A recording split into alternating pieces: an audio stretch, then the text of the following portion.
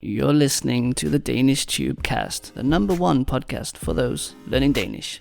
If you like what you hear, please leave me a review within the Apple Podcast app, on Google, or wherever else you might be listening. It will help other people find this podcast and let them know that you enjoy it and find it useful. Also, if you would like to be a guest on the podcast, if you are learning Danish and would like to come along, chat, learn a bit of Danish on the fly, you can do exactly that. Or maybe you speak fluent Danish already and just want to have an interesting conversation. If that sounds like something for you, you can write to me at danishtube.rocks@gmail.com or find me on Instagram at danish_tube. Let's get into today's episode.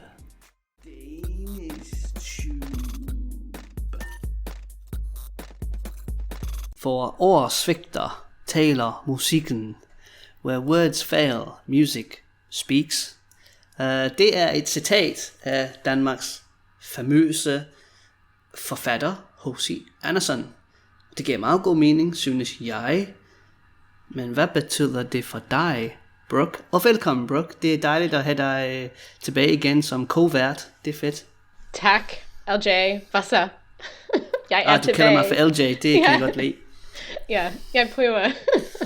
Bit of an in-joke that my name is now LJ. You can call me that if you want. Tak. Det er godt at være med igen. Ja, så vores citat, det er, hvor ord svigter, taler musikken.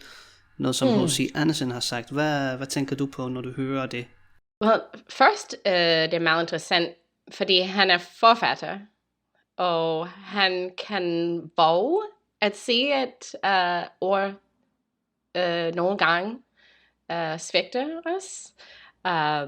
Så det er meget interessant. Det er ligesom, musikken er en internationalt sprog, at alle kan forstå. Det er noget, at vi føler inde i vores krop. Oh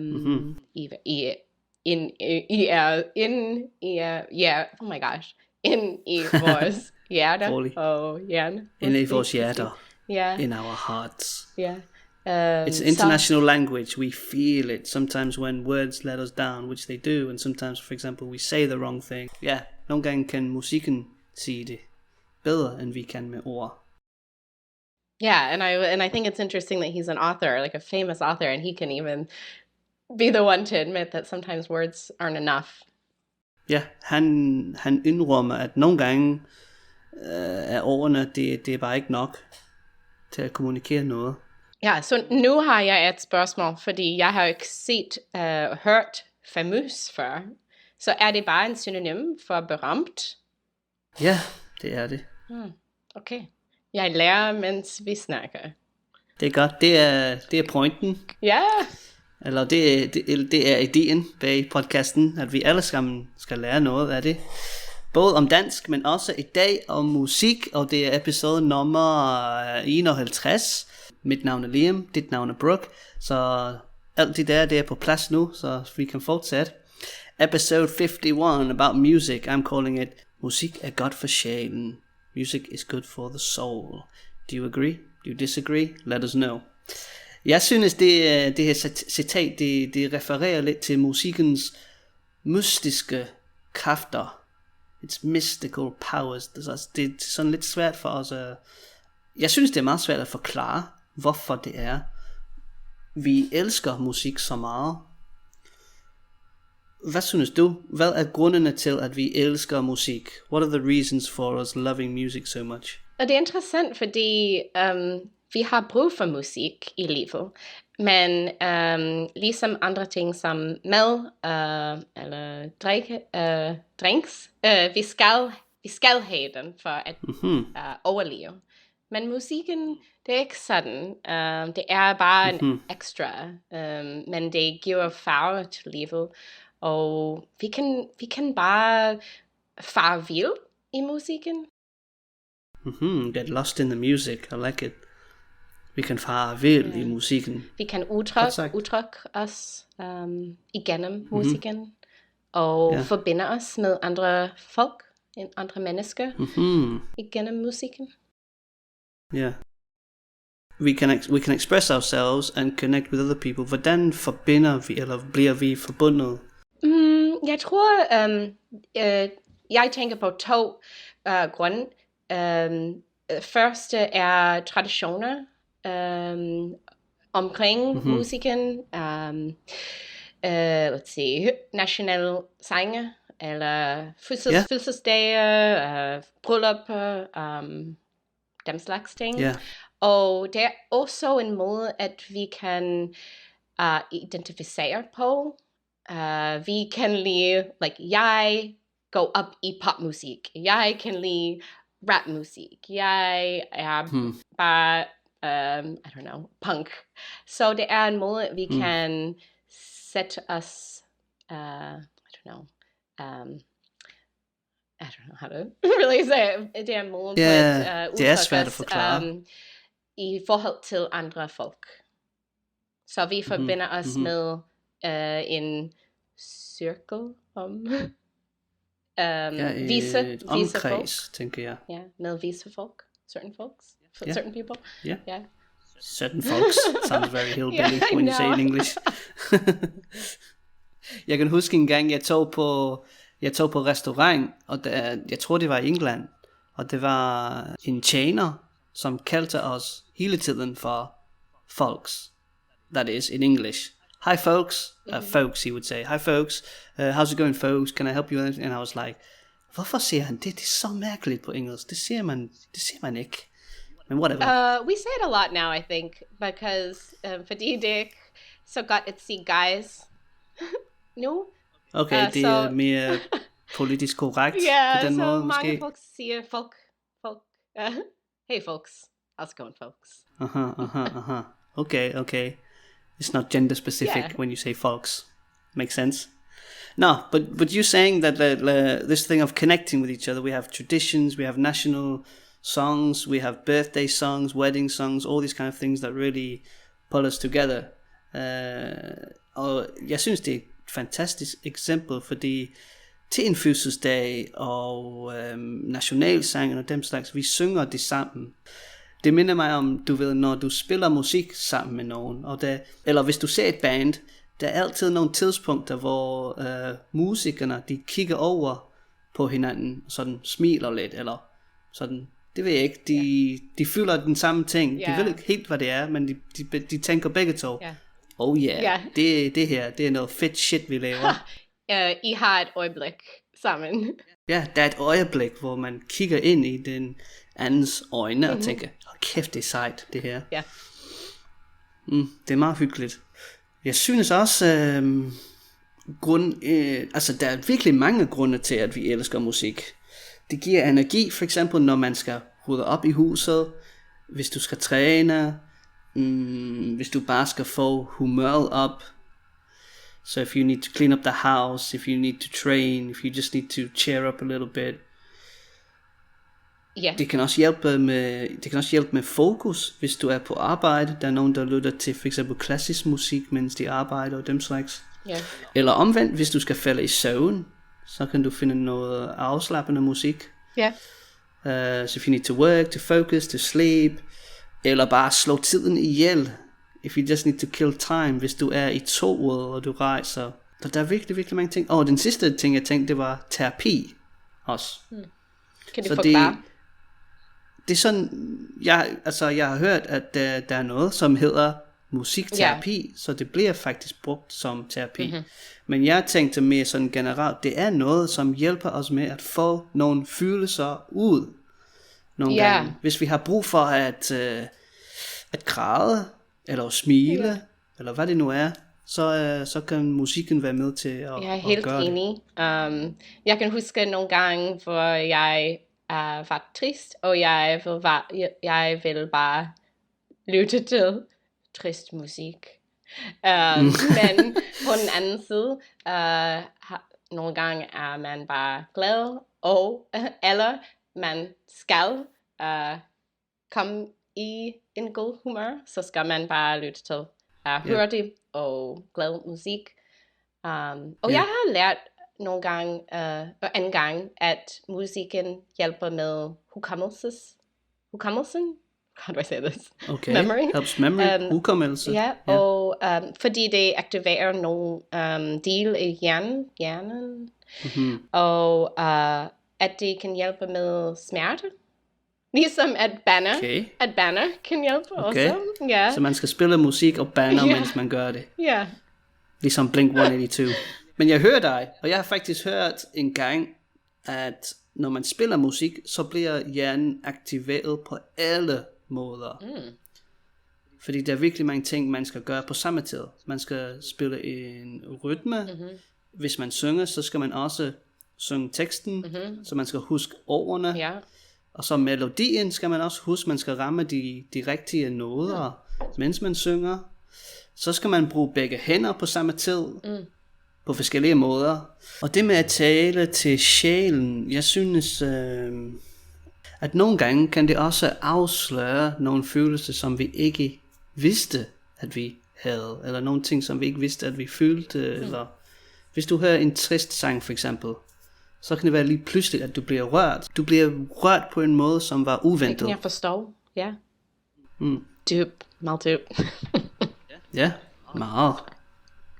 Det kan vi godt lide her på Danish Tubkastet. Ja. Det skal gå dybt. Ja, og det er interessant, når du snakker om delerne i hjernen, det bliver aktiveret igennem musik. Fordi det var dig, der har anbefalet, at jeg lærer noget musik for at udvikle mit dansk for første gang. Så det er en ting, at jeg gør jævnligt, kan man sige, og tit. Regularly. Og jeg kan øve mig på en instrument, eller jeg kan øve mig på mit sprog. Ja, og begge to sammen. Ja, og jeg tror, det er en god måde for folk, der vil gerne lære dansk. Det kan bare... Selvfølgelig. Så det er sådan, jeg gør det. Så jeg skal... Jeg lytter til en sang. Fedt, okay. Hvis jeg kan lide sangen, så derefter kigger jeg efter teksten på internettet. Så jeg læser teksten og prøver at forstå ord eller udtryk, at jeg kan ikke forstå. Og derefter lytter jeg til sangen 1000 million gange. Okay. Over and over. Og jeg læser teksten, mens jeg lytter. Og derefter prøver jeg at... Man kan ændre farten af musikken på YouTube. Så man kan... Hastigheden. Okay. Så man kan skrue den ned lidt, så man kan forstå ordene og høre udtalen og prøve at sige det sammen. Og derefter kan man skrue op hastigheden og synge med. Så jeg kan anbefale til nogle andre studerende, de kan prøve at gøre det. Helt sikkert. Og hvis der er nogen, som bor i Aarhus, så var der en gruppe, jeg ved faktisk ikke, om de stadig er i livet, men gruppen hed Lær dansk med dansk rap. Cool. Fedt. Og det var en gratis klasse en gang om ugen, hvor man gør lige præcis det, du lige har beskrevet. Man lytter til en rap-sang, man skruer ned for hastigheden, man læser det sammen, og så stille og roligt skruer man op for hastigheden igen, indtil man måske kan rappe endnu hurtigere end den originale sang. Så det er mega fedt. So just to back it up a little bit, we talked about like the brain, how the brain gets activated when you play music, like all parts of your brain, because you have to learn the rhythm, you have to remember the words, you have to also remember the melody, then you have to also use your arms or your hands or whatever it is, your feet if you're using your feet, which I have seen people playing guitar with their feet. It's incredible. Pattern, just headbang. Yeah, your forehead, your tongue, whatever it is you're using, you need to use that as well. So then you talked about like using that to learn Danish, and something you do regularly is listen to a song, then check out the lyrics, try to understand what's being rapped or whatever, translate it, and then just listen. I think you said 1,000 million times after that. I just listen over and over. Og det jeg synes er meget interessant er, at nogle gange kan det virke meget svært at huske ord, når man lærer et sprog. Det er det, man har virkelig svært ved, har jeg mærket. Men det er som om, at det er nemmere, når det er en sang. Måske det er fordi, der er så meget, det ved jeg ikke, der er så meget indtryk på en eller anden måde. Måske fordi der er rytme, der er følelser involveret, der er virkelig mere bag ordene. Så det hjælper man med at huske, hvad det er. Så du hører et udtryk en gang i en sang, og så lige pludselig, så kan du huske det i Ja, det er meget interessant. Og jeg skal takke dig, fordi det var dig, der har anbefalet det til mig. Og jeg elsker det. Det hjælper mig meget.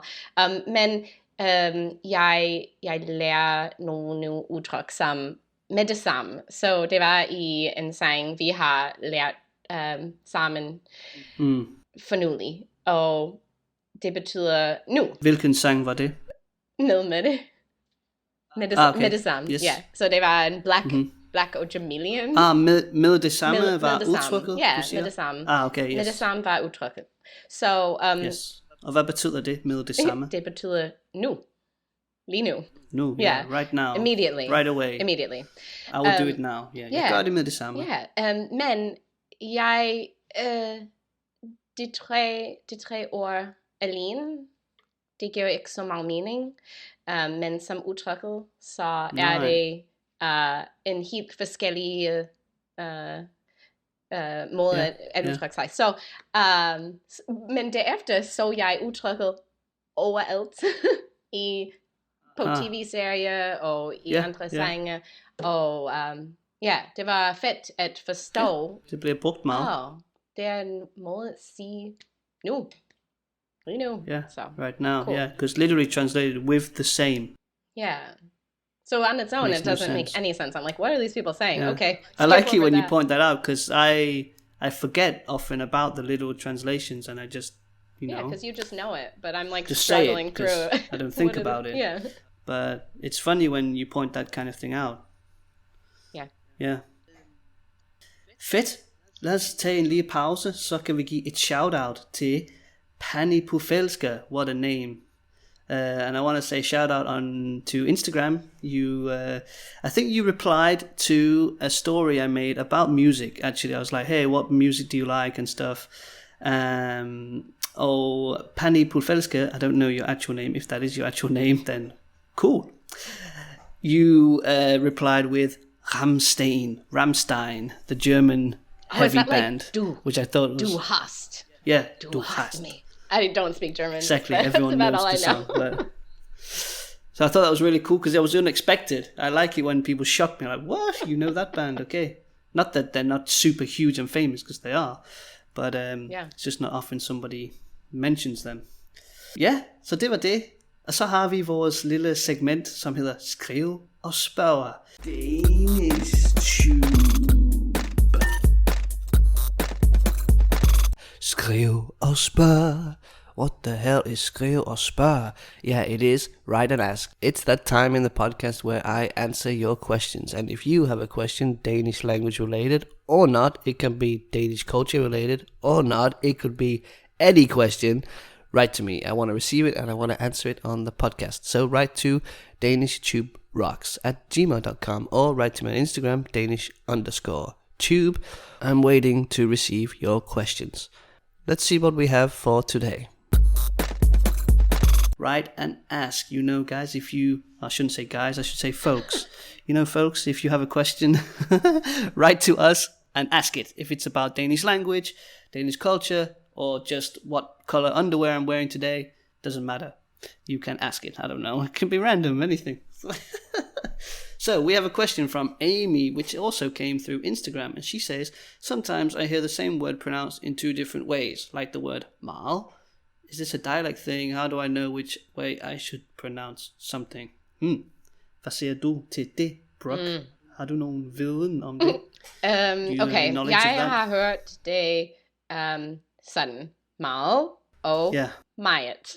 Og for nylig har jeg set en lille pige på DR.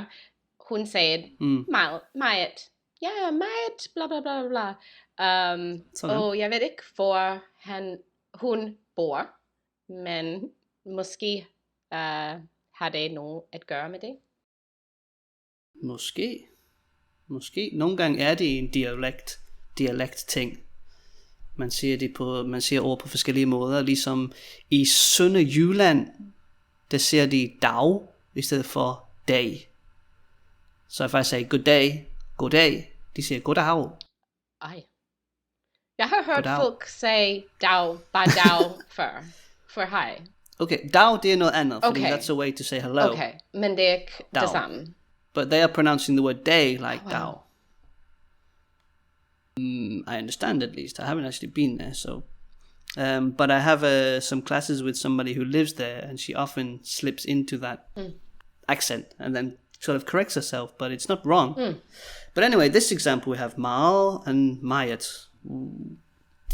I'm not sure that it's a dialect thing. I think det er bare præference. Often just måske. Hvis man siger det hurtigt, så er det nemmere at sige mal. Så måske en lille pige eller en anden person, der taler langsomt, kan sige meget. Men bare når man snakker hurtigt, så er man bare siger man mal. Ja. Det ved jeg ikke. Det er interessant, fordi så har det måske noget at gøre med udtale. Altså hvordan man faktisk siger det. What is easier to say, or in a full sentence, words get merged together sometimes and stuff like that. So this is a word that ends in et, and there's many examples with that, like forvirret, confused, all these like emotions. You can say forvirret with a soft D or forvirret, and both are correct. So it's really down to choice here. I mean, the word mal is quite special because most people say mal, they don't say mayat. It's kind of like, not an over pronunciation, but a more, I don't know, less colloquial, more correct in a way, I guess. Det virker som om, efter min mening, at københavner har en forskellige måde at snakke, at udtale. Og jeg undrer mig over, hvor det sker igennem tiden, og hvilken slags influencer, like what influences? Influencer, yeah. Not influencer, men influencer. Influencer, yeah. Not influencer, but influence. It's two similar words. Well, maybe it was influencer that influenced it, but what in a relatively short amount of time can influence such changes in pronunciation in a small country? We've talked about this English across other countries, the US, England, Australia. Hvordan sker det? Jeg tænker et godt eksempel også, det er verbalet at tage, to take, which in present tense with an R, tager, but usually it's pronounced tar. Jeg tager bussen. I'm taking the bus. But then you may hear somebody say, jeg tager bussen. But again, it's just sort of a more correct, clearer pronunciation. So neither of them are incorrect. They're both perfectly fine. But I would say go after, selvfølgelig. But I would say go after what people are saying. So most people, if you live in Copenhagen, they will say tar. So why would you bother saying tager? You stand out as being different in that way. Så jeg har hørt udtrykket lige måde sagt lige meget engang. Det har jeg ikke hørt. Nej, det lyder forkert. Det var i bogen. Det var en karakter, og jeg hørte ham sige lige meget, like as he was leaving the room, lige meget. But it was Well, lige meget is something else, because that means it doesn't matter. If I say, det er lige meget, yeah, okay. that means like, it doesn't matter, right? So, Jeg skal gå tilbage og prøve at høre det igen, fordi det var en... So maybe he said that like, yeah, never mind, yeah, he could and have. left He the totally room. could have, and this was a while ago, så måske jeg kunne ikke forstå. Mind blown. Yeah, realization. Yeah. Nu forstår jeg det I hele. know, I gotta go watch it again. I probably missed half the show the first time. Yes. Well, I think that answers the question, kind of. I hope so. Basically, just repeat what you hear and don't, and sort of choose the one that fits your tongue best in a way. Just one more example is words that have like a double soft D. Words like billet or billet and hole, supermarket. So it ends in a T and it has two soft Ds. So people usually say two soft Ds. Hole. But technically, it's easier, more correct to say the T. So if that's better for you, say the T. Hullet, supermarket, and billet. Yeah, there's no sort of rule there. So. Okay, tak. Cool. Ja, vi fortsætter med at snakke om musik. Hvad for noget musik kan du selv bedst lide? Brooke, kunstnere, bands, genre? Man. Det kommer an på dagen. Okay, yeah. Depends on the day. Jeg plejede at tro, at jeg kunne lide. At jeg kunne lide. Ja, jeg kunne lide visse slags musikken. Men okay, you used to believe you only liked a certain type. Yes, sometimes. Men Milton, let's see. With time. Opdrager jeg? Is that what I want to say? Opdager jeg? Okay. Oh yeah, the other one's raise. Don't do that. Opdager jeg at jeg kan faktisk lide at alle slags musik. Det kommer an på min all kinds, yeah. Så for nylig lyttede jeg til like The Lumineers og Hosier og mange danske sange, der kommer up på YouTube, whatever random algorithm YouTube now thinks that I like. Okay, so, yeah. Men jeg kan du hører efter, hvad YouTube siger. Yeah. I'm like, okay, they know me. Men de to bands, lad os lige gå tilbage. Du sagde Lumineers og Hosiers, det er sådan lidt indie rock, ikke også? Oh, and I was going to say The Tragically Hip. Yeah. Can I do dem? Dem kender jeg faktisk ikke. Det er en meget stor kanadisk band. Kanadisk band, ja, okay. Det er ligesom The Rolling Stones in Canada, tror jeg. Wow, okay, dem skal jeg høre. Ja, det er meget fedt. Jeg så dem 2 gange. Undskyld, hvad var det? Tragically Hip. The Tragically cool. Hip, yeah. Tragically Hips, sorry. Så, det er, I don't know what they are, rock, indie rock. Ja, det er en blanding af ting. Ja, men jeg lytter til rap og hip-hop og popmusik nu, nogle gange, og det er også mega fedt. Mega fed, skal jeg sige. Det er plural, flertal. Det er fedt, det er også fedt. Ja. Det er også fedt at lytte til sådan noget musik. Jeg kan godt forstå dig. Det er som om, når man er teenager, så har man en slags musik, som man relaterer meget til, som man forbinder sig med, og så har man venner, som også kan lide den genre. Ligesom jeg voksede meget op med rockmusik, sådan lidt hårdere rock, som Metallica, og Pantera, og dem slags, men så også lidt alt rock, og sådan lidt underlige type, men også nogle af de meget, meget berømte, ligesom Queens of the Stone Age, and Foo Fighters, and The Killers, and all this kind of music. Limp Bizkit, and all that kind of stuff. Men så når man bliver lidt... Præcis. Keep rolling. What? Jeg elsker det. Da jeg var teenager, så identificerer jeg som lille punk rocker. So little punk. yeah, så lytter jeg til like Rancid og NoFX og Nice, Less Than Jake and Real Big Fish. Det er mere ska musik. Less Than Jake, dem kan jeg rigtig godt lide. Og jeg tænkte, jeg kan ikke lide popmusik. Det er bare kedeligt, men det var bare fordi... Det er mainstream. Yeah, det er så mainstream, I'm not mainstream. No, I'm cooler than that. Nej, men derefter, nu er jeg 40, og jeg tænkte, jeg kan virkelig godt lide Taylor Swift. Hun er mega sej. Og popmusik er catchy og glad, og det er fedt. Så nogle gange lytter jeg til The Offspring og Rancid og hvad som helst. Og 90'erne. Jeg elsker 90'erne musik, fordi jeg voksede op med det.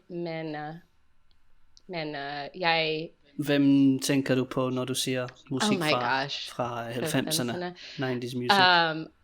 Fordi vi kunne nævne et dansk band her. Nirvana, Weezer, mange fisk. Hvad tænker du på om dansk musik? Jeg tænkte på popmusik. Nej, jeg var ikke mainstream, remember?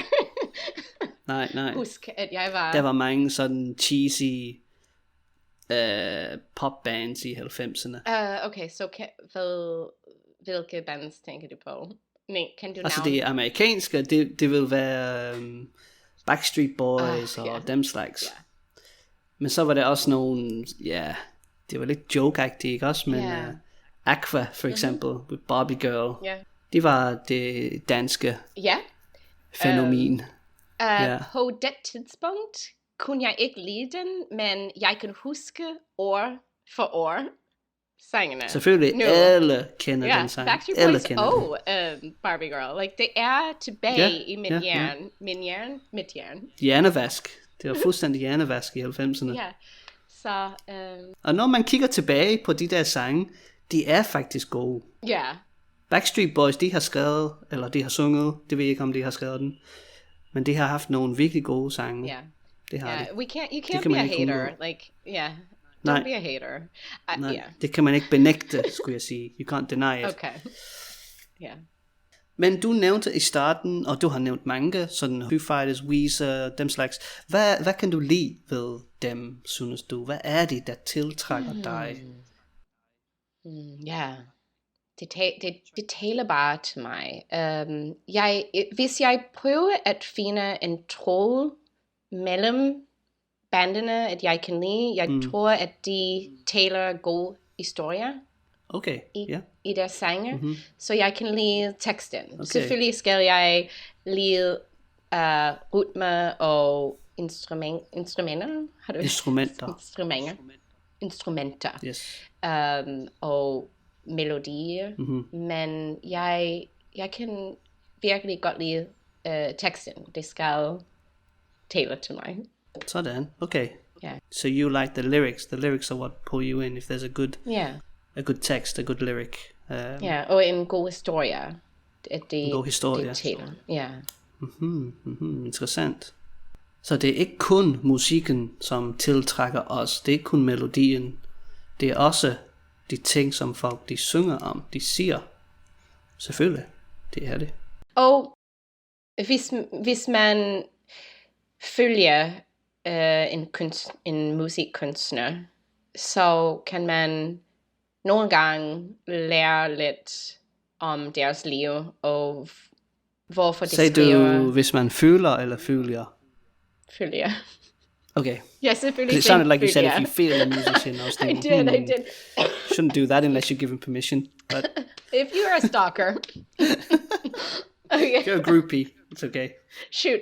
Okay, that little G makes a big difference. Hvis man følger en kunstner, så kan man forstå, hvorfor de skriver deres historie, og man føler lidt som man er en del af historien måske. Ja, så kan man relatere til sangeren eller kunstneren meget. Jeg tror, eller jeg synes faktisk, at Eminem er et meget godt eksempel på det. Når man for eksempel ser den film 8 Mile. Hvad hedder den? 8 Mile, ja. Ja. Så kan man meget relatere til hans historie, synes jeg. Ja. Der er nok mange, og som kan. Det er hårdt at nyde musikken af en kunstner, man kan ikke lide, måske. Ja, selvfølgelig, hvis du ikke kan lide personen selv. Ja. Okay, so then it's like you come even deeper into it, where you actually start relating to the person, the people themselves. Or what you think they are. You only see you only see what they put out there, but yeah. You know, for privat de er, og der er mange ting. How much of a stalker you are. How much of a stalker you are, yeah, how late you stay up at night outside their house in a tent.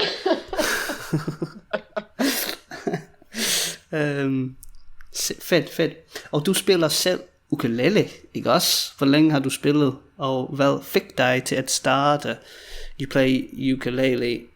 How long have you played? What made you start playing? Det er sjovt. Ja, hvad kan man sige? Jeg rødder rundt med det. I just mess around with it. Jeg roder rundt. Rødder rundt. Ja, det er bare for sjov. Det er sådan en lille og tilgængeligt og sjov instrument.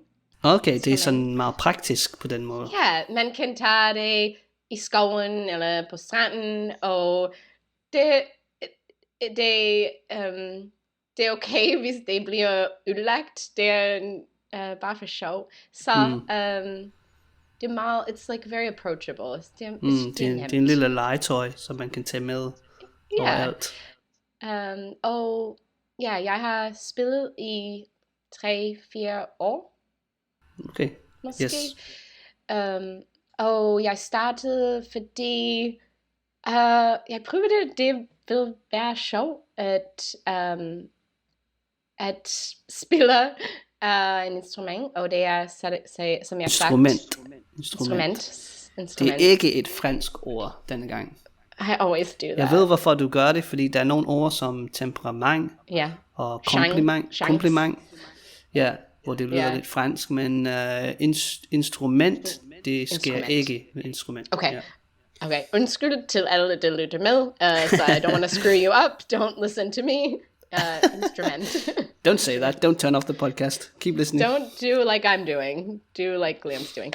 Okay, no, don't do like I'm doing, but det er tilfredsende at spille musik selv. Så jeg vil bare gøre det. Ja, og tilfredsstillende. Og nogle gange er det spændt, og nogle gange er det afslappende. Mener du spændende? Det er exciting? Spændende, ja. Det er nogle gange er det spændende, nogle gange er det afslappende. Ja. Helt sikkert. Jeg prøver ikke at være en musikstjerne, men det er bare for sjov. Men du synger også, så har du altid sunget? Like med radioen. Okay, du har altid sådan sunget med? Just for fun, bare for sjov. Ja, for sjov. Jamen, du kan lidt synge, så det er derfor, jeg spørger, om det er noget, du altid har kunnet lide. Jeg ved godt, at du siger, min øre. Ouch. My ears. En ukulele kombineret med din stemme. Por favor. Jeg prøver også at lære guitar lidt nu. Så det er sjovt. Det giver en meget fuller lyd. Fuller sound. Større lyd måske. Ja, men det er det er lidt mere sværere at bare pick it up i forhold til ukulele. Jeg kan bare fange den og gribe måske den. Gribe den, og gribe den og spille i 5 minutter eller hvad som helst. Så. Ja. For med dig, du spiller guitar. Jeg har spillet musik i mange år. Jeg tror mere end 20 faktisk. Vi skal lige tænke mig om. Jeg tror, jeg fik min allerførste guitar, da jeg var måske 10-12. Hi again, and thanks for listening to this episode on the Danish Tubecast. If you would like to listen to the rest of this conversation, you can do so very shortly by subscribing within the Apple Podcast app. Alternatively, you can go over to Patreon, where you can hear the rest of this conversation, as well as get access to Danish exercises, live streams, and some pretty sweet Danish Tube merchandise. Not only will you be supporting my work and making it possible for me to improve this podcast for you, the listener, but you will also get some pretty cool Danish stuff back for your bucks. So if that sounds like something for you, follow the link in the description. Otherwise, I will see you again in the next episode.